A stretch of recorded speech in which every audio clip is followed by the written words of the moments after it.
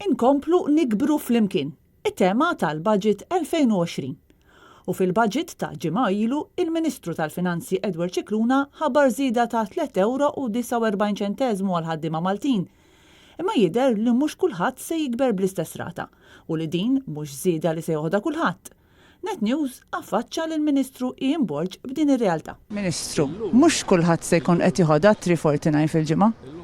Tista' tweġibni fuq din il-mistoqsija? Illum aħna qed naraw il-ġid li ħloqna inqasmuh lin-nies, inqasmuh liż-żgħażagħ tagħna, spjegajt anke. Tista' twieġeb għall-mistoqsija tiegħi jekk mhux kulħadd se jkun qed jieħu 349, kif tista' titkellem fuq tqassim ta' ġid ġust?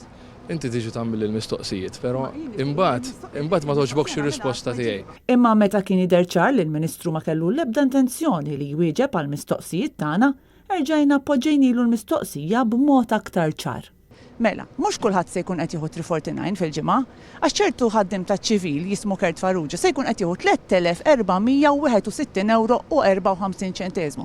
Kif jista' dal-Gvern jitkellem dwar tqassim ġust tal-ġid tal-pajjiż? Jiena kif kont qed ngħidlek l-ewwel nett il-ġid trid toħolqu dan huwa gvern li ħoloq il-ġid. Insomma, reġa' ma weġibniex. Imma aħna komplejna nistaqsuh.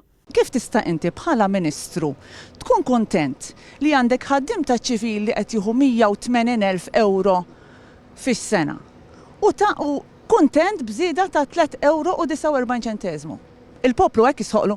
Il-poplu jistħoqlu li anke intom tagħtu l-informazzjoni korretta għaliex jiena informat. Qed tgħid li mhux korretta? Jiena informat li Kert Farrugia mhux ħajkun qiegħed jieħu 180,000 fl-ewwel sena tiegħu jew fit-tieni sena tiegħu, dan huwa erq tagħkom, jiġifieri dan huwa. Tista' tispjegana mela kif se jkun qed joħodhom? Dan huwa erq tagħkom. Din id-darba Ian Borg ipprova jiġġustifika l-paga ta' Kert Farrugia billi qal li fl-ewwel sentejn mhux se jkollu €180,000. Fil-fatt il-Ministru hawnhekk kellu raġun. Għax Kert Farrugia s-sena d-dieħla mhux se jkun qed jaqla €180,000 imma €130,000 jew €2,500 fil-ġimgħa. Biex imbagħad sa 3 snin oħra jitla' għal €180,000 jew €500 kull jum. Imma l-Ministru lanqas hawn ma staħa u reġa' beda jkanta d-diska tal-€500 onorarja ta' 8 snin ilu. Kellek Ministru Segretarju Parlamentari li tħadu €500 żieda fil-ġimgħa.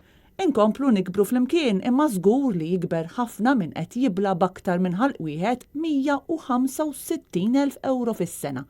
Jiġifieri l-ex CEO tal-Labour James Piscopo li qed jaqla €3,170 fil-ġimgħa għal żewġ jobs li jingħata. Realtà totalment differenti iżda minn dik tal-middle class li dan il-budget reġa' ħalla l-art. Ħaddiema foqsma fundamentali bħal dawk fl-edukazzjoni fejn l-għalliema u l-LSEs mhux tal-li jintesew għal kollox tal-li l-Ministru responsabbli ġab l-iskuża li dawn qed jitħallsu daqs dawk Ewropej.